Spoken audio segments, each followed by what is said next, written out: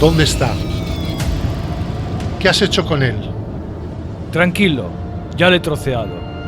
Ahora está con los peces. ¿Hay alguna manera de probarlo? Claro que sí. Aquí lo tienes. ¡Uy, qué pinta! ¡Qué rico! Con las sardinitas, me encanta.